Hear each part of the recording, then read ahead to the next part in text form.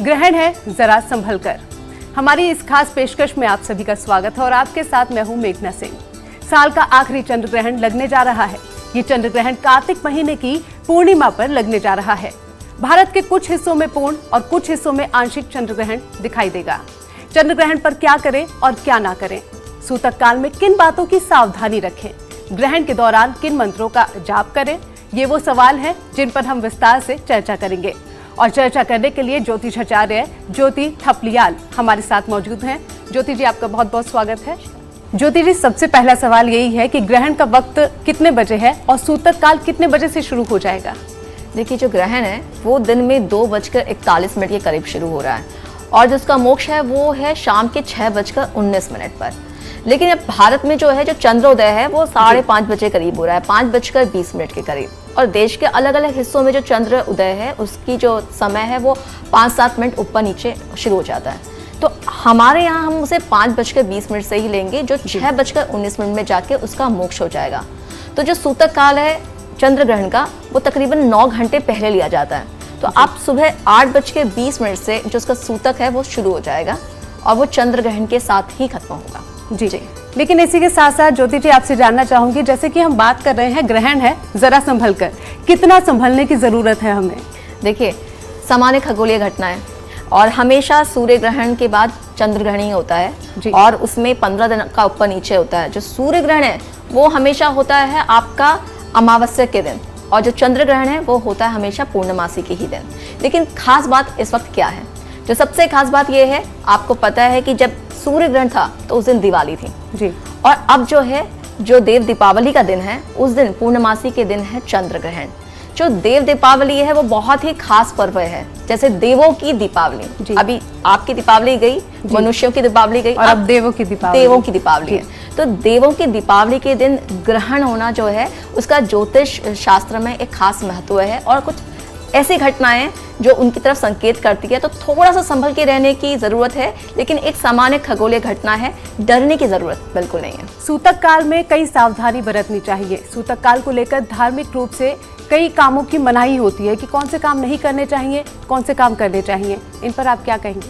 देखिए, सूतक जो समय है उस टाइम पे कोई भी जो शुभ कार्य है उसमें वर्जित कहा गया है। इसलिए जो देवताओं के जो कपाट हैं, मंदिर हैं, वो बंद कर दिए जाते हैं। उस टाइम पे आप जो है पूजा प्रार्थना जो है उसकी मनाही है, लेकिन ये देवताओं के मंदिर की मनाही है, आपके पूजा करने की मनाही नहीं है। आप अपने घर में पूजा पाठ कर सकते हैं। देवताओं के कपाट जो है वो बंद कर दिए जाते हैं और वो बंद करने का एक खास मकसद है। जो मंदिर में देवता हैं उनकी प्राण प्रतिष्ठा की जाती है, तो इसलिए उनको उस वक्त आराम दिया जाता है, उन्हें उस वक्त छोड़ दिया जाता है। इसलिए आप मंदिर जो है आपके बंद रहेंगे, लेकिन आप अन्य कार्य हैं जो हैं वो आपके चलते रहेंगे। जैसे कि आप किसी भी तरह का जो दान करना चाहते हैं वो कर सकते हैं। हालांकि मंदिर बंद है, आप संकल्प ले सकते हैं और आप दान निकाल सकते हैं। किसी भी तरह के खाने की जो चीज़ है वो आप दान में दे सकते हैं। दूसरी चीज़, आप घर के अंदर आपके पास कोई मंत्र आपको आता है तो आप वो कीजिए, आप भगवान का ध्यान कीजिए। साधना आपको आती है, अगर आप साधक हैं तो आप वो कर सकते हैं। इसके अलावा घर में जो गर्भवती स्त्रियां हैं उनका खास ख्याल रखा जाता है, जैसे कि उन्हें किसी भी तरह के काम करने की, चाकू का इस्तेमाल, कोई भी नुकीली जो चीज़ है उसका इस्तेमाल करने की मनाही होती है। असल में जो शास्त्र हैं वो ये कहना चाहते हैं कि इस वक्त कोई भी कार्य ना किए जाएं और जो आपका जो ध्यान है वो आपके अंतर्मन की तरफ रहे जी। इसके लिए उन्होंने बोला है कि आप जो है वो अपने घरों में रहें, घरों के बाहर ना निकलें, किसी यात्रा पर ना जाएं, कोई कार्य ना करें, सिर्फ ईश्वर का ध्यान करें। ज्योति जी, साथ ही अगर बात की जाए भोजन की, कहते हैं कि जो सूर्य ग्रहण है, चंद्र ग्रहण है या फिर सूतक का समय है, इन सब में भोजन नहीं करना चाहिए जी। तो इसकी क्या मान्यता है? देखिए, मैंने जो हमारे जो शास्त्र है ना बहुत ही डिकोड तरीके से लिखे गए हैं, वो इस तरह से कह दिए गए हैं कि आम लोगों के पास ज़्यादा उनके पास सवाल करने के लिए ना रहें। अगर उनको समझ में नहीं आता है तो वो इतना कर लें कि वो भोजन ना करें। उस टाइम पर आप खाना खाएंगे तो आप कैसा फील करते हैं? खाना खाने के बाद सुस्ती आती है ना, कुछ करने का इच्छा नहीं होती है। तो आप मेडिटेशन तो कतई नहीं कर सकते हैं। अगर आप ध्यान में बैठना चाहें, किसी भी चीज़ के बारे में सोचना चाहें, तो जितना आपका हल्का रहेंगे, कुछ खाना नहीं खाएंगे, तो उतनी अच्छी तरह से आप उसके बारे में विचार कर सकते हैं, आपकी एनर्जी लेवल बढ़ा सकते हैं। तो इसलिए कहा गया है कि उस वक्त पर भोजन ना किया जाए और भोजन को बनाने की मनाही है। जो भोजन बना होता है उस पर या तो आप तुलसी के पत्ते डाल दीजिए, कुछ डाल सकते हैं, आप तुलसी के पत्ते डाल सकते हैं और उसको उसके बाद आप ग्रहण कर सकते हैं। लेकिन कोशिश कीजिए कि उस टाइम पर किसी भी तरह का भोजन ना बनाया जाए, ना रखा जाए। जी बिल्कुल, बहुत सी मान्यताएं हैं, लेकिन इसी के साथ साथ गर्भवती महिलाओं के लिए भी बहुत सी रेस्ट्रिक्शन होती है कि ये नहीं करना, ये नहीं करना, सो नहीं सकते, हर टाइम पूजा पाठ में लीन रहना चाहिए। देखिए, गर्भवती महिलाओं के जो संतान हैं उन पर असर पड़ता है। आप देखिए, बहुत ही सूक्ष्म तरीके से जो चीज़ हो रही है, खगोलीय घटनाएं हो रही हैं, ज्योतिष शास्त्र हमेशा कहता है कि ग्रहों का प्रभाव हम पर रहता है। जैसे आपने देखा कि जैसे चंद्रमा है, चंद्रमा का हमेशा जो है, आप जितने ज्वार भाटा आते हैं उन पर उसका असर रहता है। तो उसी तरीके से आपकी जो बॉडी है ना, वो 70% वाटर से बनी हुई है। अब पानी जो है आपकी बॉडी के अंदर भी उतना है, तो जिस तरह से आपका फिजिकल आप देखते हैं कि ज्वार भाटा आता है, उसी तरीके से आपके भीतर भी चंद्रमा की जो किरणें हैं उनका असर रहता है। तो जब इस तरह की घटनाएं शुरू होती हैं, जिसको हम ग्रहण कहते हैं, जो कि पृथ्वी, चंद्रमा और सूर्य के एक लाइन में आने की वजह से होती है, जो कि आप खगोलीय घटना जिसे मानते हैं, लेकिन उसका प्रभाव जो है वो हम पर पूरी तरह से पड़ता है और खासकर गर्भवती स्त्रियों को ध्यान रखने की बहुत ज़रूरत होती है। ज्योति जी, ऐसी मान्यता है कि ग्रहण के दौरान मंत्रों का जाप करना चाहिए, तो कौन से वो मंत्र हैं? देखिए, हम बोलते हैं कि आप अपनी जन्मपत्री का 5वां भाग देखिए, पंचम स्थान में जो राशि आप उसका मंत्र कीजिए, पंचम स्थान में जो ग्रह हैं आप उसका मंत्र कीजिए। लेकिन अगर आपको कोई जानकारी नहीं है तो आप क्या करें, आप पंचाक्षरी जो मंत्र है, जो सबसे आसान मंत्र है लेकिन सबसे ज़्यादा शक्तिशाली मंत्र है, वो मंत्र है ओम नमः शिवाय। ये पंचाक्षरी मंत्र है और बेहद प्रभावशाली मंत्र है।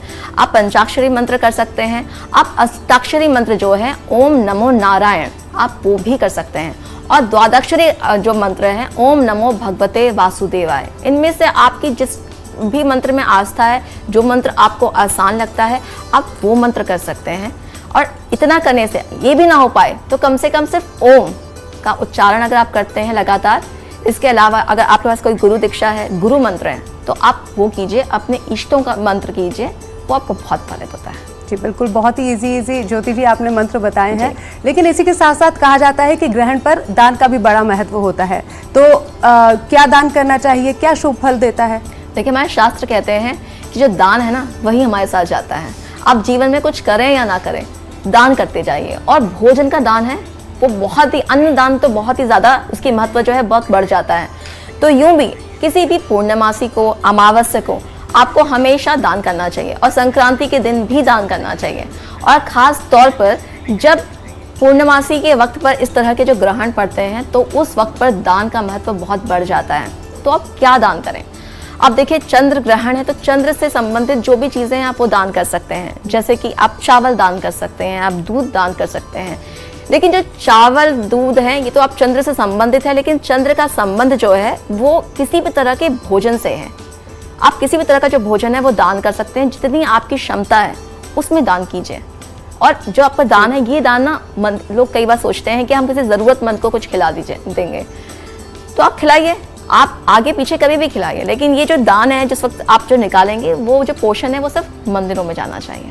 जी, कहते हैं कि ग्रहण के दौरान कहीं नहीं जाना चाहिए, घर से बाहर नहीं निकलना चाहिए, लेकिन अब ऑफिस जाना है या कोई भी ज़रूरी काम है, तो उसमें क्या करना चाहिए?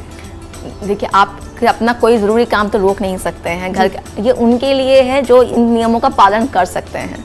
अब आप इस वक्त कलयुग में रहते हैं, तो आपका ये आप इतना कर सकते हैं कि उस वक्त लगातार मंत्रों का जो उच्चारण है वो करते रहिए, और अपना जो ध्यान है ना, वो अपने भीतर आप खुद के बारे में, अपने जीवन के बारे में, आपकी जो मैंने आपसे कहा कि जो बहुत यंगस्टर्स हैं, उनको कई बार ये समझ में नहीं आता है कि ये कैसे मंत्र कर रहे हैं और क्या क्या करें, किस तरह से ये उनके लिए फलदायी है। तो अब छोटी सी एक बात है, देखिए, एनर्जी का एक लेवल होता है, जिस टाइम पे एनर्जी लेवल है बहुत हाई होता है, और इस टाइम पर अगर आप मेडिटेट करते हैं, किसी बारे में आप चिंतन करते हैं, तो आपको ना रास्ते मिलने लगते हैं।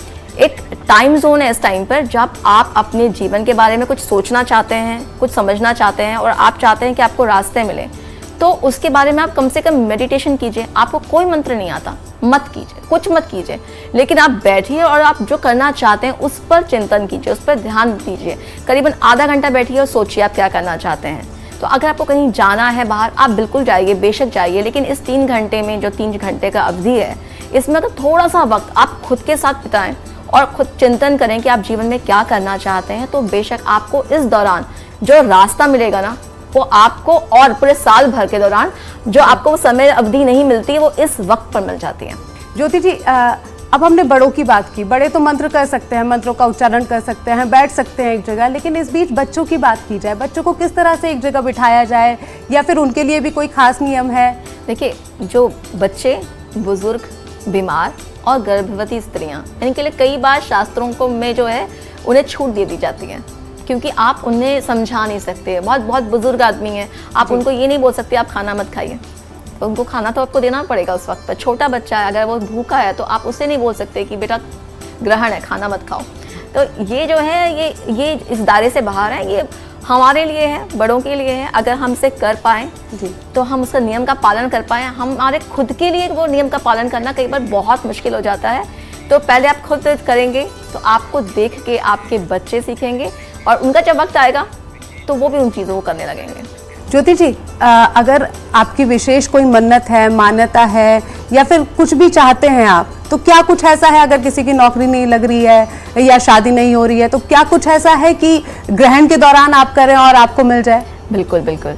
देखिए, जो ग्रहण का वक्त है ना, ये जिनको नॉलेज है साधना का, एक वो जानते हैं कि ये सिद्धि प्राप्ति का सबसे सही सटीक समय। अब सिद्धि क्या होती है? सिद्धि का अर्थ होता है कि आपने किसी चीज़ को आपने अचीव कर लिया हो, वही सिद्धि है। अगर नॉर्मल भाषा में बोला जाए तो सिद्धि का अर्थ क्या होता है? सिद्धि का मतलब है किसी चीज़ में आपको परफेक्शन, आपने सोचा, जो लोग बहुत परफेक्ट हो जाते हैं काम करने में, जिस काम को कोई लोग करने में 10 दिन लगाते हैं, 10 महीने लगाते हैं, किसी के लिए वो काम बहुत आसान हो जाता है। तो आप जो हैं, अगर आपके पास मंत्र नहीं है, मैंने आप पहले भी कहा, अगर आपके पास मंत्र नहीं है तो आपकी लाइफ में जो भी आपका गोल है उसको आप अपने दिमाग में रखिए और उस बारे में चिंतन कीजिए, उसको आप अचीव करने का सोचिए, वही सिद्धि है। लेकिन कहते हैं कि नया काम की शुरुआत ग्रहण के दौरान नहीं करनी चाहिए, इसके पीछे क्या लॉजिक है? मैंने आपसे कहा कि ये वक्त, इस वक्त आपके बारे में कुछ सोचने का है, एक्टिविटीज जो हैं उसको होल्ड करनी है आपको, लेकिन आपको प्लानिंग करनी है। मतलब एग्जीक्यूशन के लिए मना किया गया है, प्लानिंग के लिए नहीं मना किया गया है। और जो आपकी अच्छी प्लानिंग है वही आपको अच्छी तरह से चीज़ों को एग्जीक्यूट करने के लिए हेल्प करती है।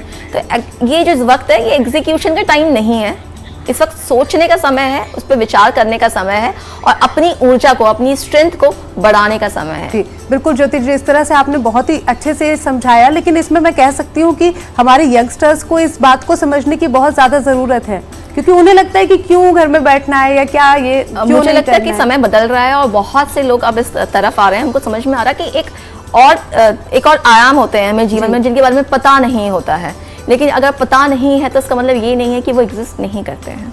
ज्योति जी, अगर बिजनेसमैन की बात की जाए, व्यापारी वर्ग की बात की जाए, उन्हें क्या कुछ ध्यान रखने की ज़रूरत है चंद्र ग्रहण में? देखिए, चंद्र ग्रहण तो जैसे मैंने कहा इस वक्त देश के आधे हिस्से में आपको दिखाई देगा, पूर्व की तरफ से आपका शुरू होगा।